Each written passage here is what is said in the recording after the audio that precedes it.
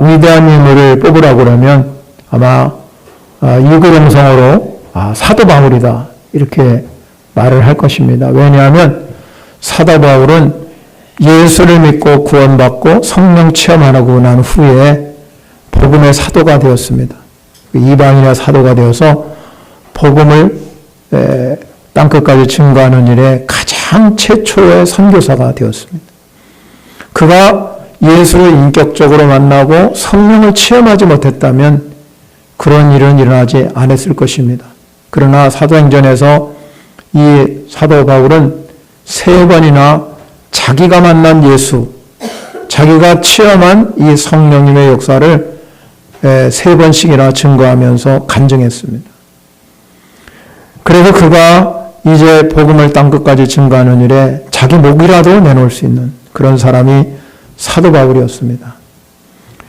이 사도 바울이 선교를 시작하면서 가는 곳마다 이제 전도를 합니다. 그 전도를 하면서 그는 가장 귀하게 생각한 게 뭐냐면 교회였습니다. 교회 세우는 일에 최선을 다했습니다.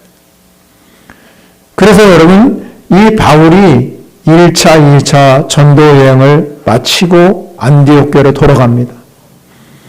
이 안디옥 교회에 돌아가서 이제 사도행전 여러분 18장 마지막쯤 가면 23절에 가면 이렇게 얼마 있다가 떠났다 그랬습니다. 얼마 있다 떠났다. 이 얼마라는 기간은 우리가 알 수 없지만 대개 한 3, 4개월 뒤에 수개월 뒤에 이 얼마 있다가 떠나서 어디로 갔냐면 자신이 세운 이제 1차, 2차 선교 여행을 다니고 전도하면서 세운 자기 교회들을 한번 돌아보기 위해서 이제 3차 전도 여행을 시작하게 됩니다. 성경에 보면 여러분이 오늘 23절에 가면 8장 23절에 가면 그렇게 말하죠. 갈라디아 그 다음에 부르기아 땅을 차례로 다니면서 모든 제자를 굳건하게 하니라 이렇게 말씀하고 있습니다. 그래서 이 교회마다 얼마나 그 교회가 든든하게 서가는지를 이 바울이 이제 가서 눈으로 목격하고 또 그들을 위로하고 격려하면서 마침내 어디까지 오냐면 에베소까지 도착하게 됩니다. 이제 3차 전도 여행이 시작하는 출발점이 된 것입니다. 이 바울이 1차, 2차 전도 여행을 다니면서도 큰 은혜가 있고 많은 사람을 만나게 하셨고 그런 경험을 했는데 그래도 가장 바울이 전도에 가장 큰 성공을 거둔 교회가 어디냐면 바로 에베소 교회입니다. 이 에베소 교회는 아시아의 중심 지역이었습니다. 중심 도시가 에베소. 그 당시에는 모든 무역의 중심이요, 상업의 중심이요, 종교의 중심이었습니다. 특별히 이 에베소는 어떤 일이 일어나냐면 아덴이라는 여신이 있습니다. 그래서 여러분 이 여신을 숭배하는 가장 강력한 도시가 바로 에베소이었습니다. 바울은 이 도시에서 약 2년 동안을 머물면서 이 복음을 증거했고 많은 회심자들이 주께 돌아오는 기적을 경험하게 되었고 성령님의 능력이 그곳에 임한 교회가 되었다는 것입니다.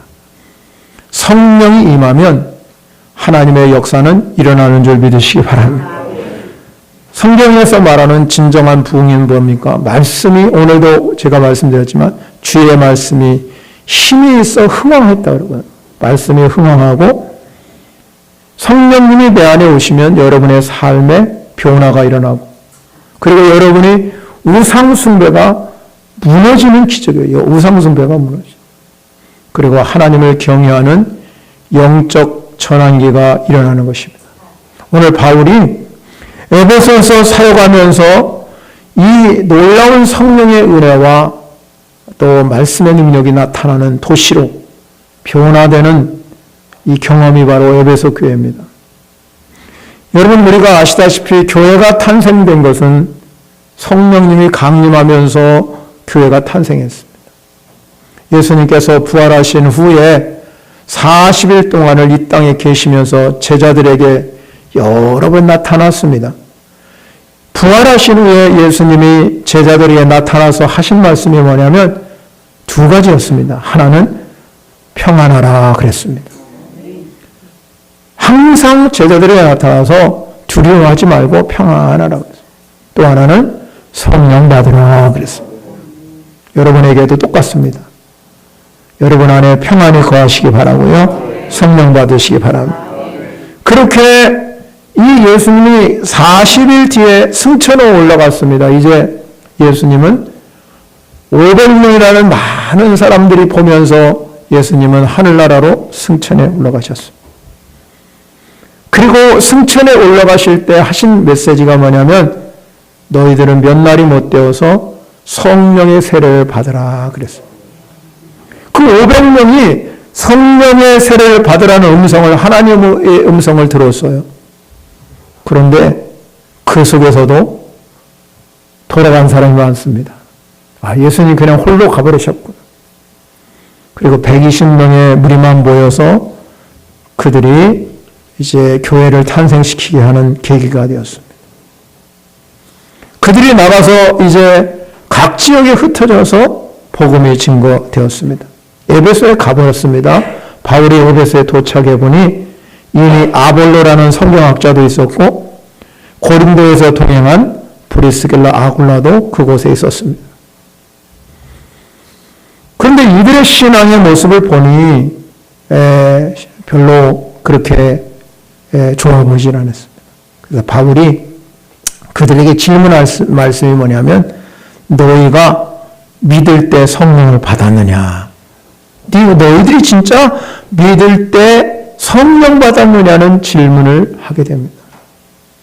그런데 그 에베소에 있는 많은 사람들이 뭐라고 답변했냐면 우리는 성령이 계신 것도 듣는 것조차 없다. 그럼 너희들이 뭐 했냐 그러니까는 요한의 세례만 받았다 그랬습니다. 그렇습니다, 여러분. 교회가 부흥하고 성장하고 능력 있는 교회가 되려면 성령의 강력한 임재를 경험해야 될 줄 믿으시기 바랍니다. 성령의 역사가 있는 교회는 기적이 경험하게 되고 능력의 역사가 일어나는 겁니다. 여러분 한 사람 한 사람이 분명한 성령 체험이 성령 체험이 우리가 분명하면은요 우리의 신앙생활 하면서 흔들림이 없어요. 아무리 어려운 일을 만나도 능히 감당할 수 있고요. 어떠한 조건이 있다 할지라도 주님을 바라보고 그분을 붙들고 기도하면서 하나님이 그 삶에 하나님의 역사가 일어나게 하신다는 것입니다. 오늘 이날이 성령 강림 주일이면서도 또 우리 성결교회 주일이기도 해요. 성결교회는 중생, 성결, 신유, 재림 이 네 가지 표제를 가지고 시작한 교회, 1907년도에 시작한 이 감리교회나 장로교회가 다 교회가 이 땅에 오게 되었는데 그런데 그때 1907년에 이 중생, 성결, 신유, 재림을 가지고 이 땅에 복음이 증거된 교회가 성결교회입니다. 그러나 여러분 성결교회든 감리교회든 장로교회든 상관하지 아니하고 어떤 교회든 간에 성령이 그 교회에 임재하는 교회가 진짜 교회입니다. 진짜. 성령이 임하지 않는 교회는 가짜 교회입니다. 오늘 말씀을 들으면서 이 에베소 교회에 나타나는 성령의 역사가 여러분에게도 임하시기를 축원합니다. 그래서 오늘도 그 성령 체험을 통해서 여러분의 인생이 바뀌고 여러분의 삶이 바뀌는 축복의 시간이 되시길 바랍니다. 오늘 말씀을 통해서 저는 몇 가지를 살펴보고요. 첫 번째는요. 성령을 체험하면 진짜 신앙인이 됩니다. 가짜 신앙이 아니라 진짜 신앙이에요. 바울은 에베소에 도착해서 어떤 제자를 만났다. 전자에도 말씀드린 것처럼 이 바울은 그들에게 질문한 것이 뭐냐면 너희가 믿을 때 성령을 받았느냐고 질문하지요. 그럼 왜 바울이 그들을 만나자마자 너 진짜 성령 받았냐고 왜 질문했을까요? 가만히 보니까 바울이 상황 판단을 한 거죠. 이 3차 전도여행을 가는 이유는 뭐냐면 자기가 세운 교회들을 지금 굳건히 하고 그들이 신앙생활을 잘하고 있는지 삶은 어떻게 변하고 있는지를 보기 위해서 에베소 교회에 갔는데 에베소에 보니까 어떤 제자들이 있었다 이 말입니다. 그들이 진짜 예수를 믿고 있었지요. 교회를 다니잖아요. 그런데 바울이 가만히 보니까 이들에게는 신앙에 대한 확신이 없었어요. 아니면 하나님의 능력 없는 삶을 살고 있는 명목상 그리스도인이든지 형식상 그리스도인인지 그렇겠습니다. 그래서 바울은 그들을 통해서 너희가 믿을 때 성령 받았냐고 질문한 것입니다. 여러분, 우리가 성령의 체험이 분명하면 삶의 능력이 나타나는 줄 믿으시기 바랍니다. 성령의 경험을 하지 못하면 어떤 일이 벌어지냐면 여러분이 하나님의 기적도요, 하나님의 능력도 나타나지 않는다. 그래서 우리의 신앙이 어떻게 보면 저 라우디게아 교회처럼 뜨뜻미지근하고 형식적이고 명목적인 신앙이 되고 말합니다. 여러분이 반드시 바울이 질문한 것처럼 너희가 믿을 때 성령을 받았느냐, 이 질문이 여러분의 질문이 되셔야 됩니다. 그래서 오늘 이 시간에 내가 진짜 믿을 때 성령 받았나? 성령 체험이 분명한가? 이걸 한번 점검해 보시고 여러분이 오늘 이 시간에 성령 체험하는 기적이 일어나시기 바랍니다. 성령이 무엇인지 모르고 신앙생활하면 답답합니다. 문제가 해결되지 않는 거지.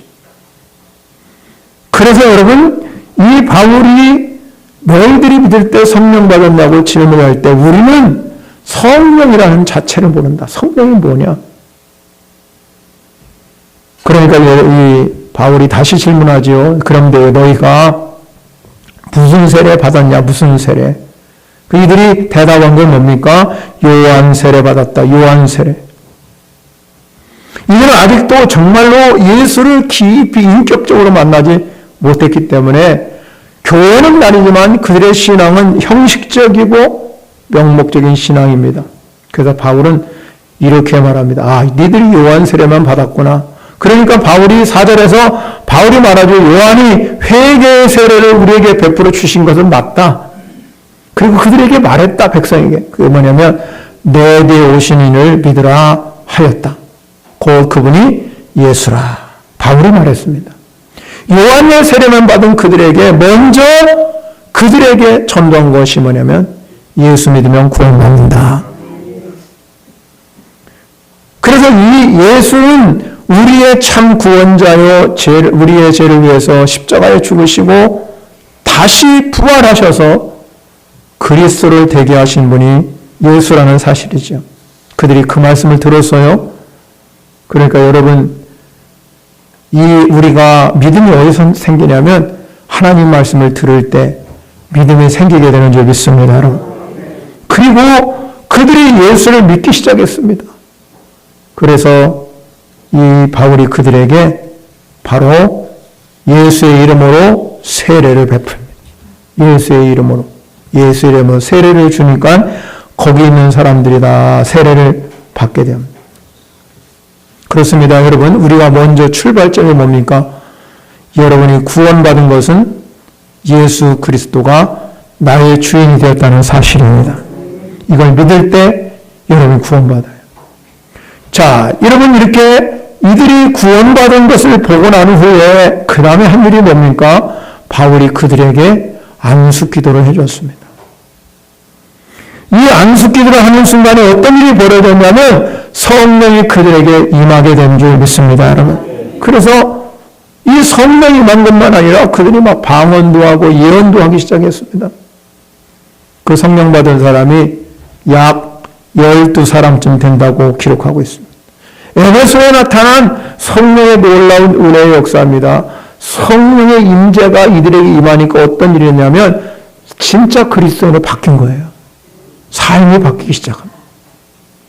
명목적이고 형식적인 신앙 인해서 능력 있는 삶으로 능력 있는 그리스도인으로 변화되기 시작한 줄 믿으시기 바랍니다. 사람들이 이제부터는 예수가 그리스도임을 믿게 되고 성령님의 역사, 방언도 하고 예언도 하는 그런 은혜 역사가 일어나게 됩니다. 여러분, 우리가 성령을 받게 되면 반드시 여러 가지 은사도 표정이 나타납니다. 성령의 나타나심, 이 성령의 나타나심이 뭐냐? 여러분 안에 은사로 경험되게 됩니다. 성령은 이 사실을 분명하게 증거하고 있어요. 오순절 다락방에 120명의 무리가 모여가지고 하나님 앞에 열흘 동안 간절히 기도해서 성령 충만, 성경은 사도행전 2장에 바람처럼 불처럼 성령이 임했는데 그들이 어떻게 됐습니까? 각자의 이 지금 언어로 각국의 말을 알아듣기 방언하기 시작했어요. 사도행전 10장 46절에 고넬료라는 가정이 있습니다. 고넬료가 하나님을 잘 경외하는 사람이었는데 베드로를 그 가정에 보내요. 베드로를 그 가정에 보냈는데 그 가정에 성령이 임하니까 그들이 성령을 받고 방언으로 말하기 시작합니다. 성령을 받으면 반드시 하나님의 나타나심, 은사로 여러분에게 나타나시는, 물론 성령이 다양한 형태로 나타나요. 오늘 성경은 방언도 하고 예언도 한다고 그러지만 그 형태만 나타나는 게 아니라 성령의 다양한 은사가 성경에 기록되어 있기 때문에 그것만 나타나는 것이 아니에요. 여러 가지 지혜의 은사, 지식의 은사, 병 고치는 은사, 능력 행하는 것들, 수많은 은사들이 우리 가운데 이 성령 받으면 나타나기 시작한다 이 말입니다. 여러분 안에 이 강력한 은사가 임하시기를 바랍니다. 그럴 때 여러분 우리는 그 성령의 능력을 통해서 이 은사가 나타나거든요. 내가 가질 수 없는 하나님의 능력이 나에게 임하기 시작하면 이 땅에 살아가는 성도 여러분이 그냥 명목상 그리스도인이 아니에요. 삶의 능력이 나타나고 영향력을 줄 수 있는 그리스도인으로 변화돼서 하나님이 여러분을 통해서 일하게 하시는 하나님을 만나게 하실 줄 믿으시기 바랍니다. 그래서 세상을 변화시키는 거잖아요. 그곳에 가면 세상을 변화시켜요. 그래서 바울이 질문한 것이 그것입니다. 너희가 믿을 때 진짜 성령 받아. 왜 믿을 때 성령 받는 것이 중요합니까? 그것이 바로 영적인 능력이기 때문에 그렇습니다. 영적인 능력이 없으면 이러한 성령의 역사가 일어나지 않아요. 그렇기 때문에 여러분 우리에게 영적인 능력이 임하시기를 바랍니다. 이번에 여러분 선교지에 가서 보니까 6개 부족마을에 목회자들, 사모님들이 모여서 다양한 민족들이 모인 거죠. 6개 민족이 모였으니. 그때 제가 똑같이 질문했습니다. 여러분 성령 체험이 분명합니까? 물어봤습니다. 많은 사람들이 성령 받았다고 그럽니다. 그러나 여러분 은사로 나타나는 건 부족해서 많은 기도의 시간을 통해서 은사를 경험하게 만듭니다. 여러분 우리 신앙도 마찬가지잖아요. 신앙생활에 힘이 있고 능력이 있으려면 성령을 체험해야 되고 여러분에게 은사로 나타나야 될 줄 믿으시기 바랍니다. 성령을 사모하시기 바랍니다. 그리고 간절히 기도하면 에베소 교회에 나타나는 바울이 안수할 때 성령을 받게 하신 하나님이 우리 교회도 마찬가지입니다. 여러분이 기도할 때 성령님의 놀라운 역사가 일어나게 되는 것이죠. 성령을 충만히 받으면 교회가 살아나는 겁니다. 여러분의 인생이 살아나게 되고 여러분의 삶이 능력 있게 되는 거예요. 뿐만 아니라 성령이 지속적으로 교회에 나타나요. 그냥 여러분 일시적으로 충만한 것이 아니라 여러분의 삶 속에서도 성령님이 나를 지배하고 인도하는 삶의 능력이 나타나야 진짜 그리스도인이 되는 거예요. 가짜 그리스도인이 되지 마시고 포장된 그리스도인이 아니라 진짜 그리스도인이 되세요. 진짜 그리스도인이 주님을 찾고 있는 줄 믿으시기 바랍니다. 두 번째 중요한 건 뭐냐면 오늘 말씀을 보면 성령 안에서 말씀이 살아나야 됩니다. 성령 받은 그리스도인이 얼마나 중요한가. 오늘 성경 이 성령을 받고 나니까 모두 열수 사람 되었습니다. 그러니까 바울이 그 다음에 한 일이 뭐냐면 말씀을 가르치는 일, 말씀. 이 에베소 교회는 그 당시에 25만 됐으니까 큰 도시였습니다. 그런데 여러분 디아스포라 유대인들이 많기 때문에 적지 않은 유대인들이 에베소에 거주하게 됩니다.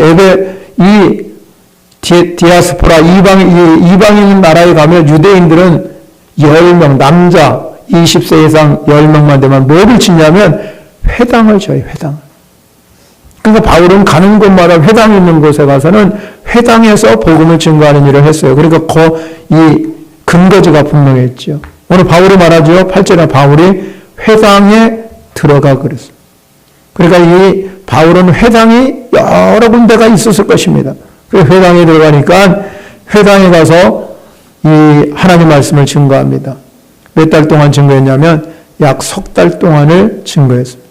오늘 성경에 보면 이렇게 말합니다. 담대히 하나님 나라에 관하여 강론하며 권면했다. 이 하나님의 나라에 관해서 바울이 담대히 하나님의 말씀을 가르는데 여기 중요한 단어가 강론하며 권면했다는 것.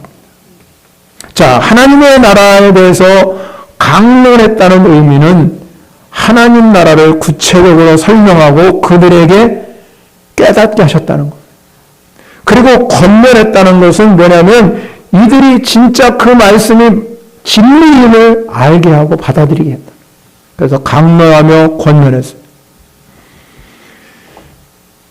하나님께서 여러분 우리가 이 땅에 정말로 성령 체험하고 우리 안에, 우리는 마음의 성전이잖아요. 우리 안에는 성령이 거하시는 전이에요. 성령이 거하시는 전이 되도록 만드는 것이 중요하잖아요. 그러면 우리가 성령이 전이 구하는 전이 되려면 우리가 이 하나님의 말씀이 여러분 안에 거하게 하는 역사. 그래서 바울이 강론하며 권면했습니다.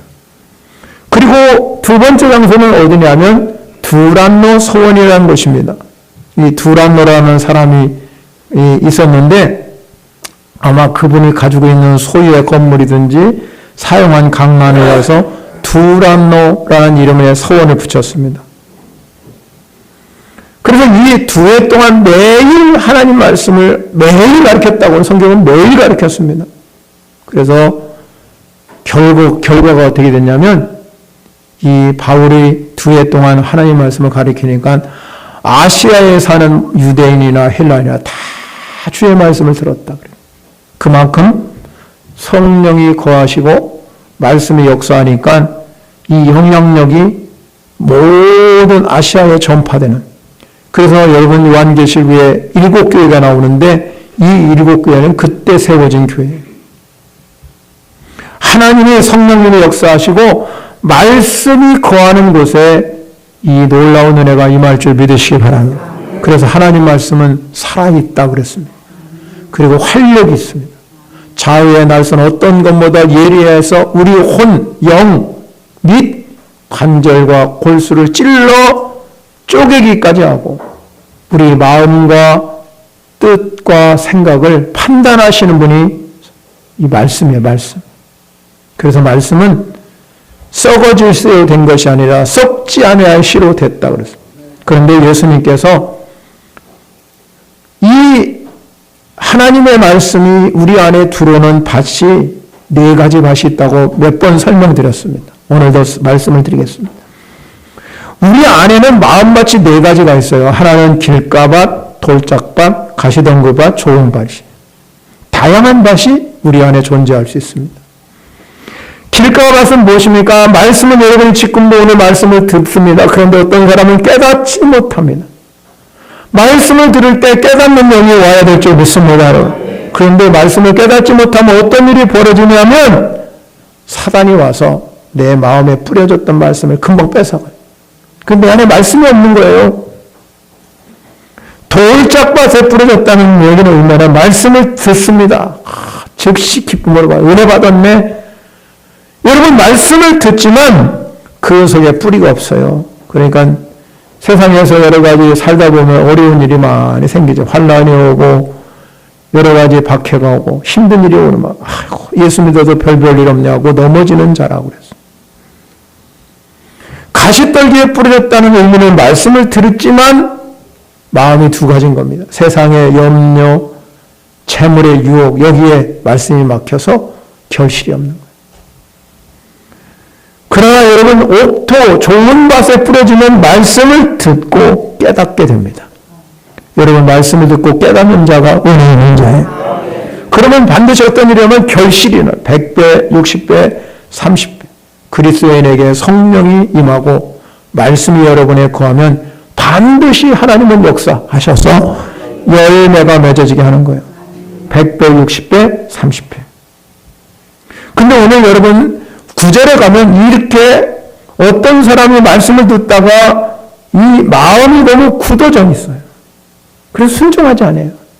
그게 바로 길가밭이요, 돌밭이요, 가시덤불. 이들은 이 하나님의 도를 비방합니다. 그러니까 바울이 옥토에 뿌려진 이 사람들만 모았어요. 제자들을 따로 세웠다고 그래요. 그러니까 이들이 나가서 여러분 2년 동안을 열심히 복음을 증거하니까 어떤 일이 벌어졌습니까? 그들이 성령의 임재를 경험했지요. 그 안에 하나님의 말씀이 뿌리내기 시작하니까 열매가 맺어지기 시작한 거예요. 그리고 열매가 맺어지기 시작하니까 그들을 통해서 복음이 증거되고 영향력 있는 그리스도인이 되게 되다. 그러니까 유대인이나 헬라인이나 다 주의 말씀을 듣는 놀라운 역사가 일어나게 됩니다. 도시가 변화됩니다. 지역이 변화됩니다.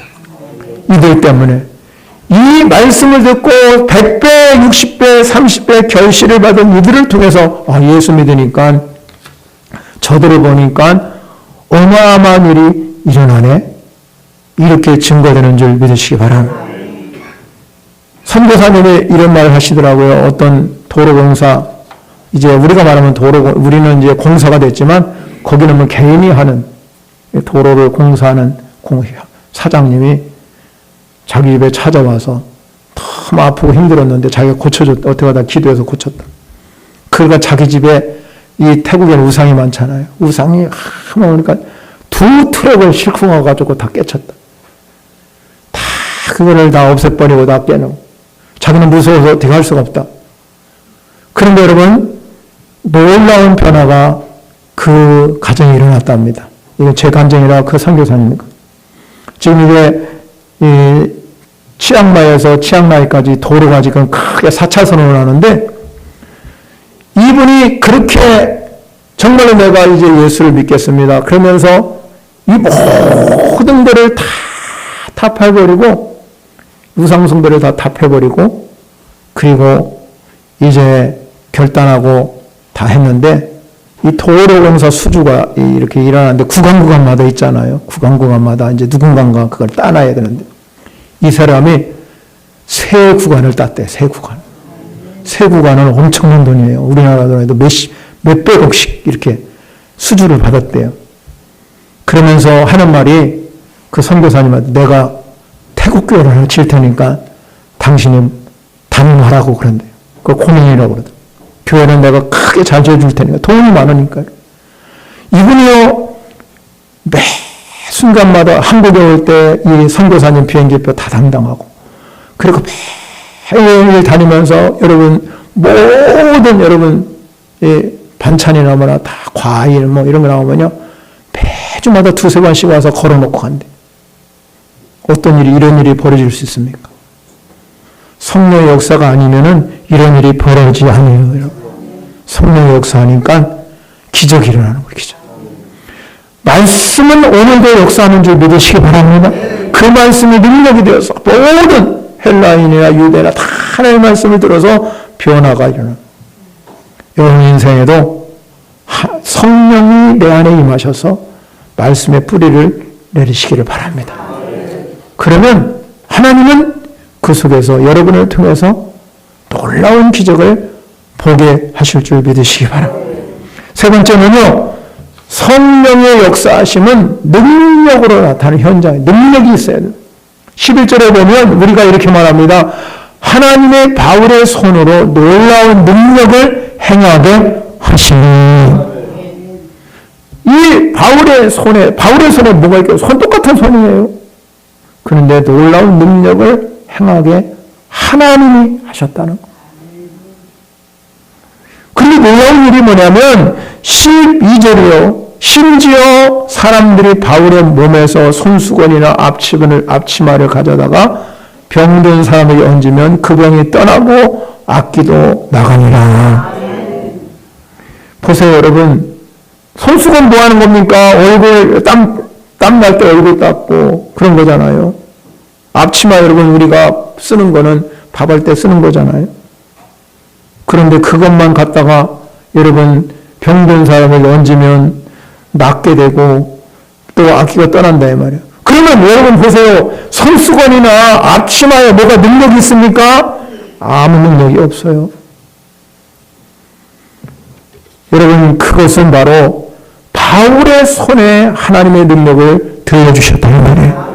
그러니까 바울의 손에 능력을 들려주시니까는 이 바울이 가지고 있는 그 앞치마나 손수건만 가져가도 하나님의 능력이 거기에 임했다는 겁니다. 그러니까 귀신도 나가고 병든 자도 고침받게 되는 거예요. 예수를 믿는 저와 여러분, 성령의 능력을 체험하기를 원하는 여러분 안에도 바울이 그 당시에 바울이 위대한 바울이지만 바울에게만 능력이 임하는 것이 아니라 오늘 여러분에게도 임할 줄 믿으시기 바랍니다. 야고보 기자는 이렇게 증거하고 있잖아요. 야고보 기자가 뭐라고 생각하면 모든 병든 자에게 믿는 모든 병든 자에게 선언 낫는 역사가 일어나게 되는데 그 다음에 보면은 엘리야라는 인물을 소개합니다. 엘리야는 구약시대 때 위대한 인물이잖아요. 죽은 자도 살리시는. 그런데 여러분, 이 엘리야를 야고보가 이야기하면서 뭐라고 얘기하냐면 그 사람도 우리와 똑같은 사람이다. 성정을 가진 사람이라고 그랬어요. 그건 뭘 의미하냐면 엘리야에게만 그런 놀라운 능력을 하나님이 허락하는 게 아니라 성령 체험한 저와 여러분에게도 하나님의 능력을 힘있게 되는 줄 믿으시기 바랍니다. 그래서 여러분이 하나님 나에게도 하나님의 능력이 임하기를 소원합니다. 그래서 그 능력의 현장이 여러분의 삶 가운데도 일어나셔야 돼요. 주님께서 제자들에게 이렇게 말했습니다. 나를 믿는 자는 나의 하는 일을 한다. 나의 모든 하죠. 그러나 나보다 큰 것을 한다. 나보다 큰 것을 할 수 있도록 역사하는 분이 성령님이시에요. 성령님이 여러분 안에 임하면 하나님의 능력 역사는 일어나는 거예요. 근데 왜 오늘날 우리는 기적이 일어나지 않을까요? 왜 그렇습니까? 그 이유는 믿음의 문제예요. 믿음의 문제. 성경 우리에게 믿음 없이는 하나님을 기쁘게 못한다고 그럴까요? 믿음의 문제입니다. 하나님의 기적은 오늘날도 똑같이 일어나는데 믿음으로 바탕되셔야 해요. 믿음으로. 모든 건 하나님 주권에 있어요. 사실은 우리가 기도해도 어떤 건 응답되지 않는 것도 있고 어떤 것은 안 되는 것도 있고 어떤 사람은 기도해도 죽는 사람 있어요. 그런데 중요한 것은 뭐냐면 그것은 하나님의 주권 안에 있고 은혜 안에 있는 거지만 우리가 그럼에도 불구하고 이 땅에 살아가는 하나님의 백성들 어떤 사람은 살아나기도 하고 어떤 사람은 병들어서 고생할 때 하나님의 기적을 베풀어서 고치시기도 하시고 문제가 해결되기도 하시고 응답되게 하시잖아요. 그럼 우리의 믿음의 바탕입니다. 그래서 예수님도 우리의 믿음을 시험해 본 거예요. 너의 믿음이 작은 까닭이라. 우리 믿음이 겨자씨 하나만만 있어도 이 산을 명하여 여기서 저기로 옮기라 하여도 너희가 못할 것이 없다 그랬습니다. 그거는 믿음만 있으면 오늘날도 여러분에게도 기적이 나타날 줄 믿으시기 바랍니다. 아무에게나 역사하는 게 아니라 성령님이 체험하신 성령님이 여러분 안에 거하게 하시고 말씀의 뿌리를 내리신 여러분에게 믿음으로 나가면 그 믿음은 기적을 나타낼 줄 믿으시기 바랍니다. 우리가 세상을 살아가면서 여러분 꼭 기적이 여러분 우선이 아니지요. 그렇다고 여러분 기적을 부인하지 마시기 바랍니다. 내가 예수 믿는 것은 기적을 체험하기 위해서 믿는 건 아니에요. 그러나 여러분의 때로는 우리의 삶 가운데서 기적이 나타나야 하는 것입니다. 그러려면 여러분이 성령님의 능력이 내 안에 거하도록 역사하시면 그 성령님을 통해서 여러분이 기적을 체험하게 되고 능력을 경험하게 되시고 하나님의 살아계신 증거가 임하게 될 줄 믿으시기 바랍니다. 그런데 여러분, 이렇게 성령님을 역사를 하는 그 순간에 13절부터 19절에 가면 마술을 향하는 어떤 사람이, 그 사람도 이제 밥벌이 하는 사람이니까 어떻게 했습니까? 성령님 바울을 통해서 이 하는 일을 보고 13절에 가면 흉내내요. 흉내. 대표적으로 이제 유대 제사장 가문에 스게와 7 아들이 있었는데, 이 악기 들리는 사람이 이 사람의 그런, 내가 예수도 알고 바울도 아는데 너 누구냐? 귀신도요, 귀신같이 알아요. 하나님이 계신 것을 믿고 떠든다고 그랬거든. 귀신같이 알아. 그래서 그 사람은 결국 아주 시큰 두드려 맞고 말아가요. 여러분, 그 소식을 들은 에베소의 모든 유대인과 헬라인들은 어떤 생각을 했을까? 마술을 들린 사람, 그들이 마술로 여러분 먹고 사는 사람인데 그 사람에게 아무 효용이 없는 거예요. 결국 그들이 17절에 보면 이렇게 말합니다. 에베소에 사는 유대인과 헬라인들이 다 이를 알고 두려워하며 주 예수 이름을 높이고 많은 사람들이 많이 와서 자복하여 행한 일을 알렸다고 그랬습니다. 성령의 능력은 엄청난 일을 이루시는 줄 믿으시기 바랍니다. 이들의 죄는 자백되었습니다. 이전에 행하던 악한 일, 마술로 사람을 미혹하여 돈 벌었던 이 마술사도 여러분 모든 걸 다 와서 불살라. 그 책값을 계산하니까 뭐냐면 은 5만이나 돼. 그러니까 여러분 은 5만 원요 5만 명의 하루 품삯이랍니다. 5만 명. 어마어마한 돈이에요. 어마어마한 돈. 주의 말씀을 들으니까 삶의 변화도 일어나는 줄 믿으시기 바랍니다. 이처럼 여러분, 그러니까 20절의 결론입니다. 이와 같이 주의 말씀이 힘이 있어 흥황하여 세력을 얻으니라. 하나님의 영향력은 멈추지 않습니다. 하나님의 영향은 지금도 여러분의 삶의 현장에서 나타나는 줄 믿으시기 바랍니다.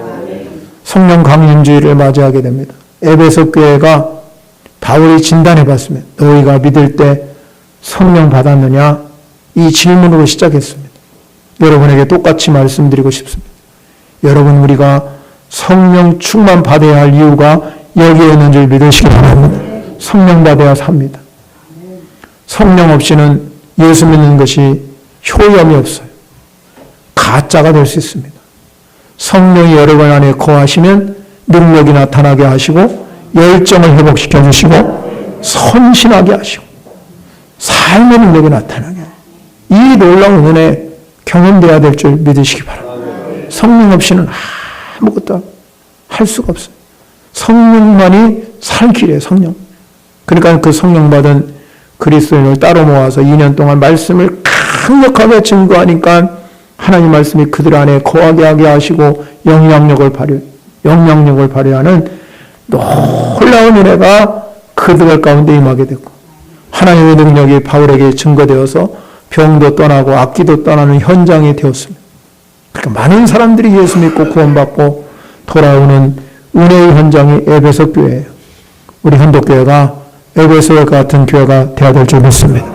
성령 강림의 은혜를 여러분이 경험하시고 우리도 능력 있는 그리스도인이 되어서 주의 말씀이 힘이 있어 흥황하여 여러분의 삶의 세력을 얻어서 여러분 우리가 살아가면서 여러분의 현장이 세력을 얻어야 될 줄 믿습니다.